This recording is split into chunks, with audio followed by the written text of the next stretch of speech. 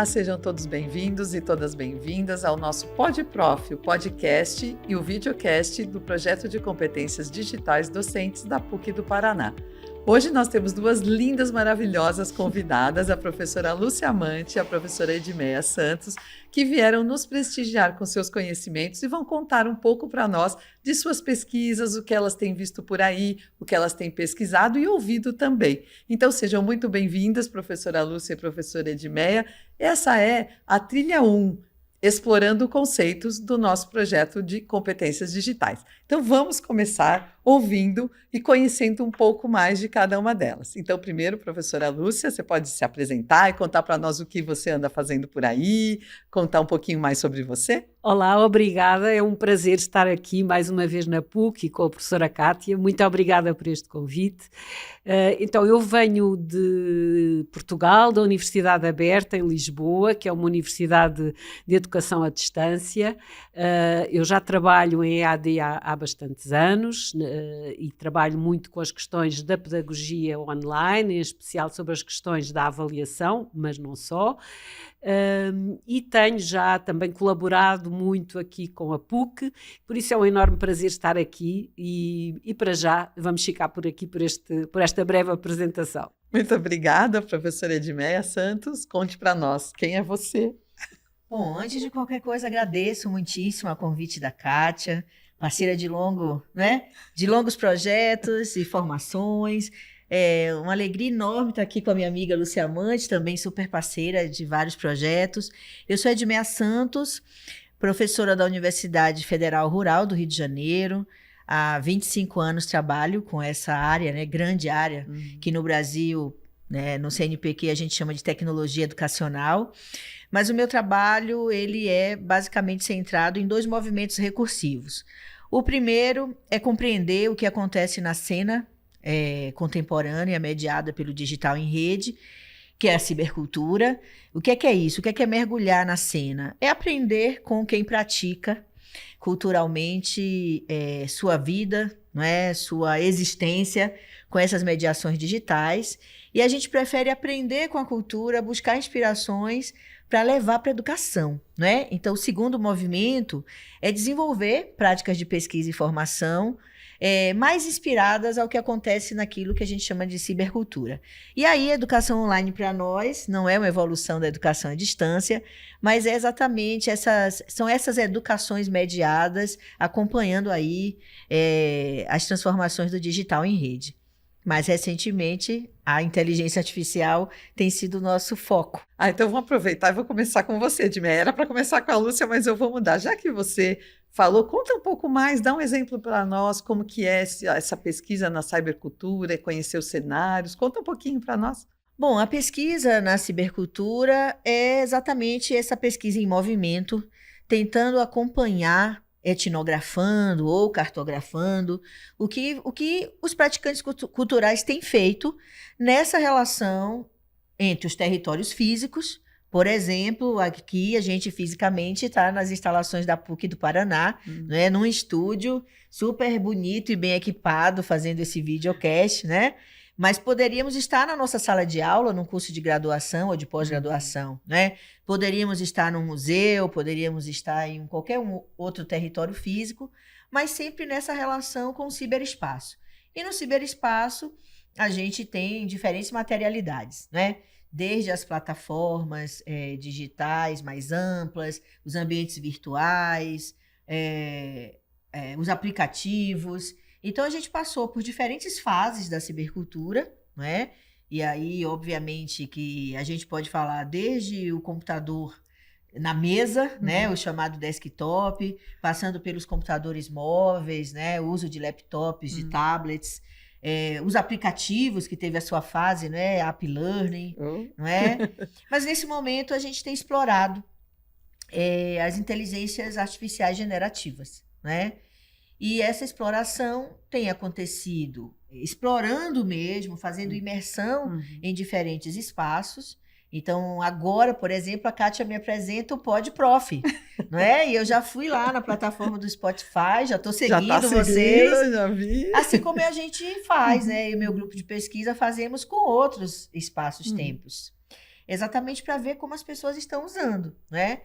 Na prática pedagógica nossa, concreta, na Universidade Federal Rural do Rio de Janeiro, a gente tem experimentado diferentes usos com os nossos alunos da graduação e também da pós-graduação. Mais especificamente, a gente tem investido não só nas competências digitais, né, no uso do digital em rede, mas isso em contextos científicos, tentando mobilizar saberes científicos mais concretamente, desde como entrar num campo de pesquisa, seja ele num território físico ou digital, mas também mapear esse acompanhamento do campo, produzir as narrativas, imagens e sons, que são o nosso material de pesquisa qualitativa, o que fazer com isso em termos de referencial teórico, como escrever artigos científicos e desenvolver outros gêneros textuais e tornar isso público, que é exatamente a divulgação científica. Então, a pesquisa que começa desde a exploração do que se faz com o fenômeno até a sua comunicação. Então, a gente tem desenvolvido oficinas, aulas práticas e também acompanhado muita gente que faz. Perfeito. Essa parte da divulgação e de levar para a comunidade a pesquisa, o resultado da pesquisa é fundamental, né, Edmé? Porque muitas vezes eu tenho conversado até com os estudantes a importância da extensão hoje.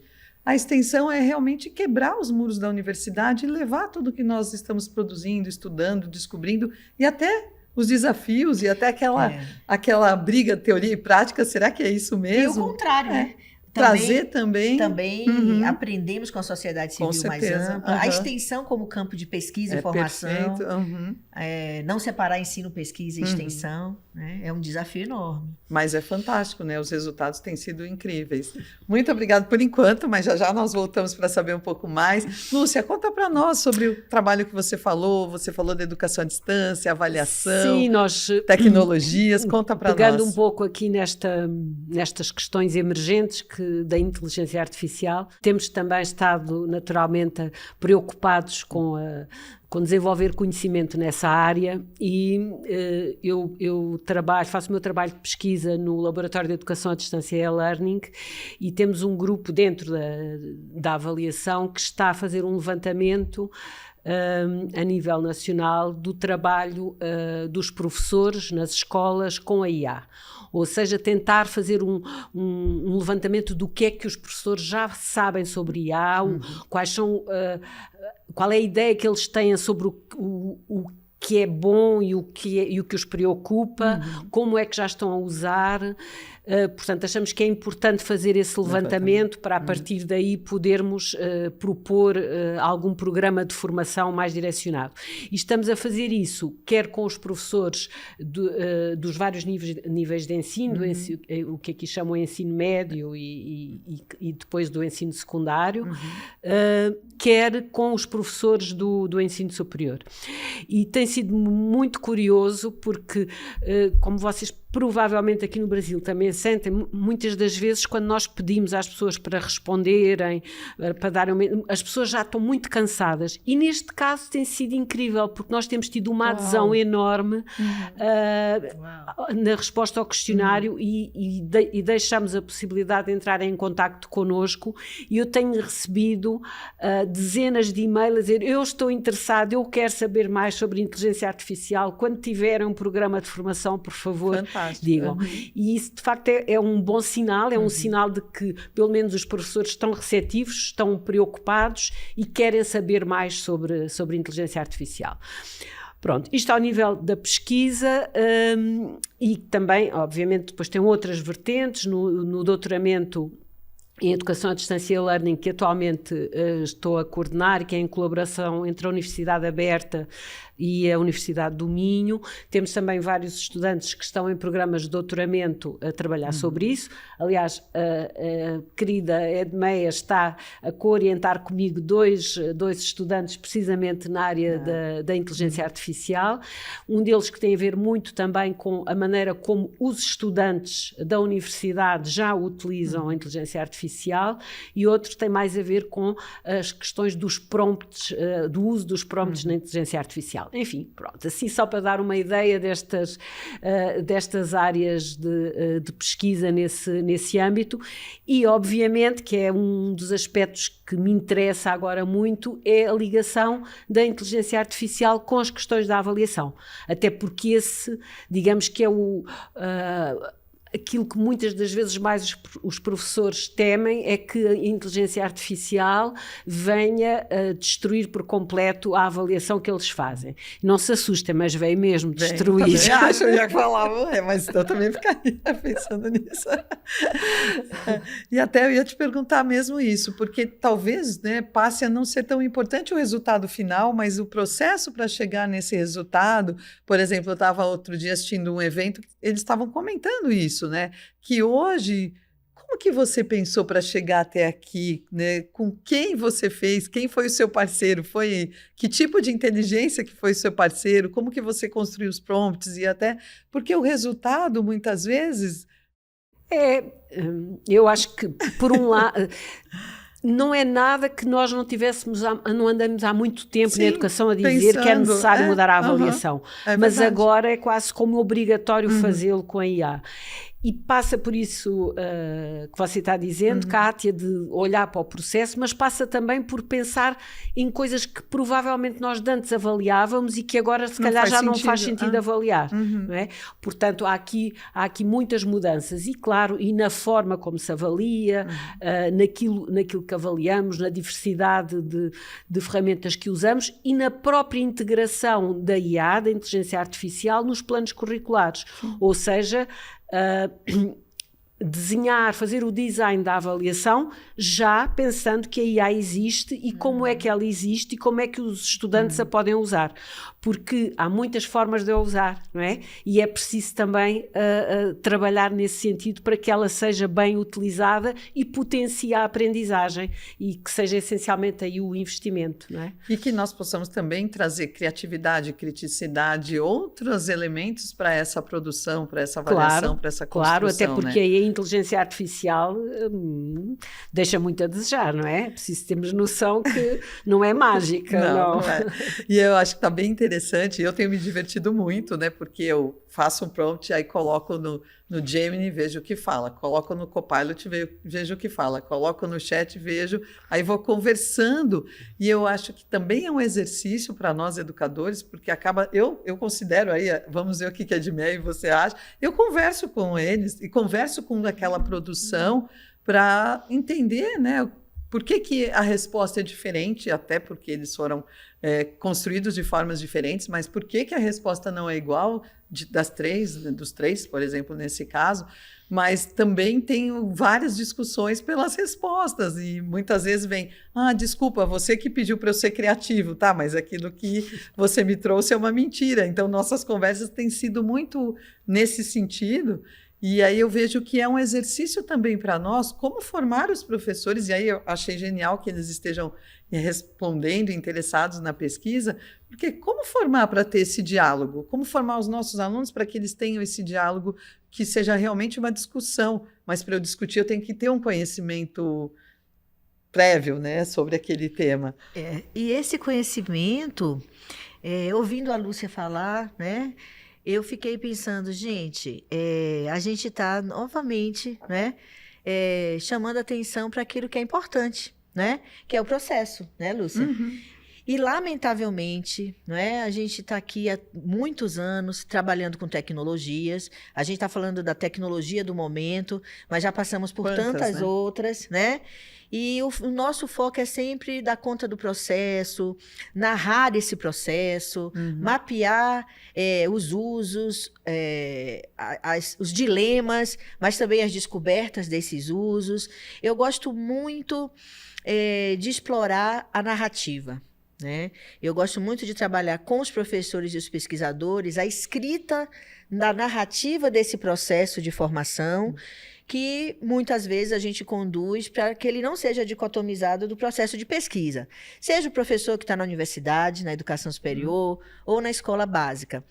Mas a gente anda, e quando a gente ouve falar de avaliação, foca no produto, foca no exame, aquilo de hora marcada, um trabalho para entregar. Então, os professores ficam desesperados porque pouca gente muda isso, né? E aí, já tem professores não pedindo mais trabalhos escritos ou não pedindo mais projetos. É porque aí corremos o risco que é enfiar a cabeça na areia, ou seja, fazer de conta, não, então agora eu vou fazer aqui exame aqui na sala no momento. Só que o exame na sala no momento, na maior parte das situações, não avalia nada do que é importante avaliar. Exatamente. E não é isso que o aluno, que o estudante vai encontrar quando chegar à altura de pôr em prática aquilo, o desenvolvimento das aprendizagens, das competências que supostamente deve ter desenvolvido. Porque, obviamente, uma prova de papel e lápis ali... ou mesmo digital, que seja, mesmo que tenha o tempo, que né? Seja, não é? Não importa. Mas limitada... avalia muito pouco daquilo que é importante avaliar, não é? E é precisamente por se dar conta que essa avaliação já não serve, já não avalia nada do que realmente é importante avaliar, que há muito tempo se anda a tentar mudar a forma como se avalia e o que se avalia, não é? Então, na prática, né, como é que a gente tem feito com a inteligência artificial? Né? Criando situações concretas de uso, convidando professores e estudantes a narrar esses usos, né? A prática de fazer diário, que eu já venho desenvolvendo há alguns anos e cada vez mais eu entendo que é necessário, né? Ter essa prática de narrar o uso e como usa, e também de desenvolver a comunicação oral desses usos. Porque você pode muito bem pedir para a inteligência artificial produzir uma narrativa de processo. Mas se você não conta como foi, não é? E traz verdade, não escuta, né, para essa contação. E não escuta, né? como outras pessoas fizeram. Né? Então, acho que a gente tem aí, mais uma vez, uma oportunidade de mexer com esses processos, né, como um todo. E como vocês pensam essa questão? É importante que eles digam, eu fiz sim com o meu parceiro de inteligência X e foi o meu caminho tal. Você falou agora parceiro e falou de conversa, né? Eu tenho conversado com diferentes colegas, e aí eu recentemente resgatei um texto da Sherry Turkle sobre a vida no ecrã, né? A vida na tela. Para exatamente conversar com colegas da informática, porque a gente tem acompanhado os colegas da informática com muita atenção. Há um investimento naquilo que se chama engenharia do prompt, né? Que é esse pensamento mais concreto e objetivo de como perguntar, porque, na verdade, a inteligência artificial é um modelo matemático, né? Que vai trabalhar a partir de dados que já estão lá, a IA já foi treinada. Sim. E, obviamente, que ela só vai ser treinada de novo quando tiver uma versão nova daquela aplicação, mas ela também foi treinada para trabalhar com o texto do momento. Então, se você está ali no momento, produzindo dados, fazendo prompts, claro que o sistema vai dialogar com aquilo ali. Tanto que se você fechar e acabar aquela memória e começar tudo de novo, ele não vai ter essa memória, né? Então, eu acho muito bacana que a gente entenda o que é a tecnologia propriamente dita, mas que a gente não perca a nossa relação com as máquinas desde sempre, né? As tecnologias digitais são tecnologias da inteligência. Muito já se teorizou sobre isso, desde o Pierre Levy, lá no final do século passado. E aí, quando eu busco a Sherry Turkle, é para dizer exatamente que essas são máquinas de subjetivação. Então, óbvio que dá para brincar de conversar, óbvio que dá para criar em cima, não é? Óbvio que dá para fazer prompts que não percam esse feeling de você ter uma sensação de imersão ou simulação de conversa, por mais que por trás daquilo tudo você tenha consciência do modelo matemático, né? Então eu tenho... Da estrutura toda que está conduzindo. Das limitações, dos surtos, né? Dos gaps, daquilo... Das loucuras. Né? E você só vai ter consciência disso tudo se você for muito especialista no seu tema, né? Você só vai poder saber se aquilo ali tem pertinência ou não se você fizer outros estudos, inclusive com a própria inteligência artificial. Eu ontem peguei carona com um jovem que está desenvolvendo um trabalho sobre design educacional. E aí ele estava me dizendo como é que ele tem feito o design gráfico, por exemplo, de materiais didáticos. E aí, esse jovem, quando ele narrava o processo todo tinha inteligência artificial. Desde o exercício do prompt. Uhum. Então, ele dizia, não, eu dou informação para a IA daquilo que eu quero produzir em termos imagéticos e de identidade visual e peço para a IA me dar o prompt. E aí eu falei, mas você não cria sua própria pergunta? Ele, para criar a pergunta, eu já uso a IA. Uhum. Então, quando ela me mostra exemplos de prompts, eu refino esse prompt com o conhecimento que eu aprendi na universidade. Uhum. E aí, dali, eu levo para a IA de imagem, depois eu levo para a IA de som. Então, a narrativa desse jovem profissional já estava toda envolvendo a IA em todo o processo, né? E quando eu perguntei, mas você aprendeu isso na faculdade? Ele, claro que não. Eu acabei de me formar, mas não tive nenhuma experiência. Claro que a gente está falando de um processo de uso que tem um pouco mais de um ano. Uhum. Se a gente analisar que a IA generativa se popularizou há um pouco mais de um ano. Mas mesmo assim, a gente já vê essa distância, né, entre a prática e aí cultural mostra a necessidade da nossa e os processos transformação de inserir, interna, exatamente, né? os processos formais de E aprendizagem. de introduzir essa aprendizagem Nos currículos. Porque é uma não é? responsabilidade Exatamente. nossa também, né? Como que esse jovem vai ter um espaço no mundo do trabalho e se constituir como um profissional se ele também não tiver essa formação e essa construção coletiva dentro da universidade, né? Claro, claro, é porque se os nossos alunos não aprenderem que a universidade, a inteligência artificial pode funcionar como um parceiro, mas que eles têm que ser sempre os críticos daquilo que a inteligência artificial lhes dá, o que acontece é que eles vão produzir trabalhos fracos ou medianos que são só baseados na inteligência artificial, mas que são fracos, não é? Porque não têm essa mais-valia do olhar crítico e criativo, porque a IA são modelos, não é? São modelos, como estávamos falando aqui, são modelos que se aproximam da realidade, mas não são a realidade, e a IA não pensa como o humano, não é? Portanto, a lógica de raciocínio, os elementos para raciocinar de inteligência artificial não são os mesmos que os humanos usam. A IA não utiliza as variáveis de contexto, por exemplo, que é importantíssimo para se compreender em determinadas situações. Essas variáveis de contexto nem sempre estão no banco de dados que a IA disponibiliza. Claro, então, por isso aí mesmo, você pode não é? incluir, né? Você mesmo. pode dar conta. Agora, no início de setembro, estive em Paris, na La Villette, que é a cidade da ciência, e tinha uma exposição sobre robótica e sobre inteligência artificial.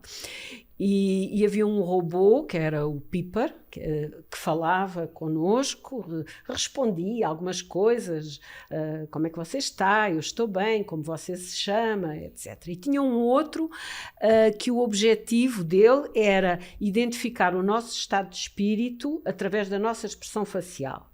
E então eu sentei-me à frente do Piper e estava a sorrir, sei lá, se calhar como estou aqui. E o Piper disse que eu estava triste. E eu disse assim, não, tu estás enganado, eu não estou triste. E aí abri mais o sorriso. E só quando eu abri muito o sorriso é que o Piper acabou por dizer que eu estava com 86% de felicidade. Tinha que aparecer o dente. Exatamente. É claro que isto a propósito dos modelos da realidade, aquele modelo tem um estereótipo, não é? Na sua base, que para eu identificar que tu estás feliz, tu tens que ter um sorriso muito aberto, não é? Portanto, é claro que a Kátia, quando olha para mim, ou a Edmeia, quando olha para mim, mesmo se eu ter um sorriso aberto e conhecendo-me um pouco, consegue identificar se eu estou bem ou se não estou. Só que um exemplozinho, mas que eu acho que se inscreve nesta questão da necessidade de pensarmos que a IA, de facto, traz-nos muita coisa, mas há muitas outras que ainda ficam por trazer, não é? Porque os processos de subjetivação são nossos. Claro, Né?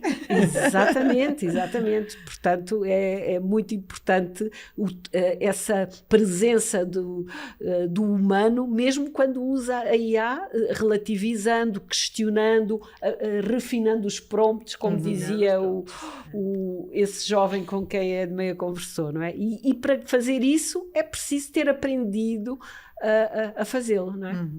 Então, mostra que temos muito trabalho a fazer, não é verdade? Ainda para descobrirmos, para formarmos, para trazermos esses estudantes para esse pensamento também de entender o quanto ela é positiva, mas quais são os nossos pontos de atenção em relação a isso, como nós podemos trabalhar em relação a isso. O que mais que vocês querem contar? Já termina o nosso tempo, contem mais alguma coisa muito interessante para os nossos professores que estão nos ouvindo, da PUC e fora da PUC.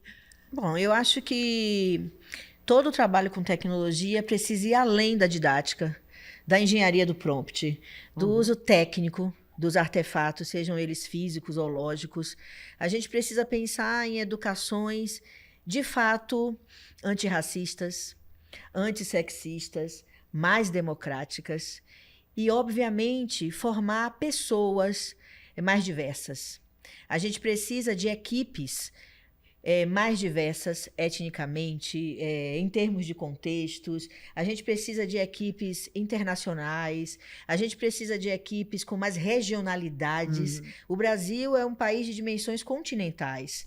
Então, num projeto como esse, por exemplo, que é tão grande, que atinge tantos professores de uma universidade no sul do Brasil, é preciso contar com mais pedacinhos do Brasil. Né? E quando a gente vai falar de quem desenvolve as IAs, a gente está falando de homens brancos do norte. E, obviamente, né, que no pensamento computacional é preciso ter mais diversidade, é preciso ter mais mulheres nas equipes. Então, o nosso desafio de formar desde as crianças na escola básica para o pensamento computacional, né? Porque um país que não desenvolve suas próprias lógicas, estruturas e dispositivos tende a consumir aquilo que vem pronto e que vai vir pronto com viés, né? Inclusive viés... Viés de algoritmo. Né? Viés algoritmo. Discriminação algoritmo. Exatamente. O viés é uma das noções que a gente precisa compreender bastante. E a gente não compreende isso sem um paradigma educacional mais interseccional, multirreferencial. Né? Perfeito. A área da tecnologia educacional precisa se politizar mais, precisa focar numa educação com e para a diferença. Eu acho que, pegando nesta questão que a Meia levantou, que há urgência em pensarmos nas políticas de inteligência artificial na educação. Precisamente por estas questões, porque a IA são modelos e aquilo que está por trás desses modelos tem a ver, muitas das vezes, com estereótipos, com um determinado conjunto de dados que não são representativos da diversidade, das minorias, e, portanto, há todo um receio, e um receio legítimo, de que haja, de facto, muitos enviesamentos nos algoritmos, que haja discriminação, e isto reflete-se depois nos contextos educacionais. Não é? Vocês todos nós aqui já tivemos aquela experiência, penso eu, de falarmos naquelas chamadas com um atendimento automático e de muitas das vezes não entenderem aquilo que nós dizemos. Isso é um viés. Não é? Se você tiver um sistema de inteligência artificial com os seus estudantes, se houver um sistema, por exemplo, que não entende um aluno ou que tem uma dificuldade de articulação ou que é de uma outra região e tem outro sotaque, por exemplo, você está penalizando aquele aluno, está penalizando aquele estudante. Portanto, há uma necessidade enorme de pensarmos e de regulamentarmos a inteligência artificial da sua aplicação à educação, tornando-a mais transparente e contribuindo e lutando, se quiserem, para que os modelos sejam modelos com qualidade, que sejam representativos ao máximo da realidade, porque de outra maneira, em vez de potenciarmos a educação, estamos a cavar ainda mais as desigualdades e a prejudicar aqueles que são sempre prejudicados. E ainda temos a questão da exclusão, porque também temos aquela questão de quem tem acesso, né? Claro, também. Se é importante, se faz a diferença, se traz benefícios. Então, quem tem acesso? Todos têm acesso? É para todo mundo? Por isso que não dá para não falar de políticas de acesso e acessibilidade aos meios digitais e de acesso e acessibilidade aos processos formativos com esses meios digitais, né? Então, eu que trabalho na universidade pública, na Baixada Fluminense, né, no estado do Rio de Janeiro, não dá para não falar, não é, em quem a gente vota, por exemplo, não é? Porque se a gente forma os professores que vão atuar nos municípios, quem são as pessoas que fazem a gestão dos processos de acesso, acessibilidade e formação de cada município, de cada estado e de um país como um todo?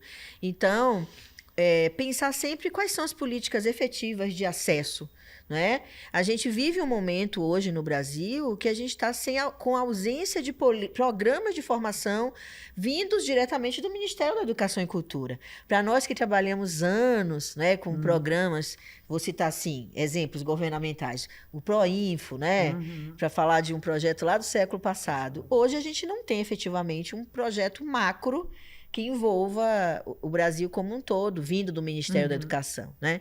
Então, obviamente que as políticas de formação, elas são micro, elas podem ser produzidas por cada escola, por cada universidade, mas é preciso pensar em que num país que ainda, não é, não chegou ao seu estado de bem-estar. E tem né? tanta dificuldade em encontrar profissionais em determinadas áreas com uma formação realmente que é necessária no país, até para construir, e nós não precisarmos receber, né, toda essa tecnologia pronta, mas termos essas tecnologias construídas aqui também. E para isso precisamos de muito desenvolvimento. E aí, Kátia, eu acho que para todo mundo que está nos ouvindo agora, é preciso buscar saber mais do que a gente entende hoje por soberania digital. Então, no nosso mundo acadêmico no Brasil, né, e também político, soberania digital é termos os nossos próprios acessos e acessibilidades, os nossos próprios satélites, as plataformas públicas, né? Então, a pandemia de Covid-19 mostrou que a gente não tinha feito o dever de casa da sociedade da informação lá do século passado, né? Então, temos muito ainda a construir. Quero agradecer. Nós ficaríamos aqui horas e horas conversando e vamos continuar, porque somos amigas. Sim. Vamos continuar conversando sobre todos esses temas e pesquisando também. Então, quero agradecer muito a Edmeia Santos por você estar aqui. Depois a Edmeia vai dar algumas dicas de livros para nós. Nós vamos colocar lá no nosso podcast, também no videocast, no YouTube e também no Spotify. E agradecer também a professora Lúcia Amante, que vai dar umas dicas também para nós. E é sempre bom deixarmos mais conteúdo para que os nossos ouvintes possam, então, depois acessar e se aprofundar nos temas.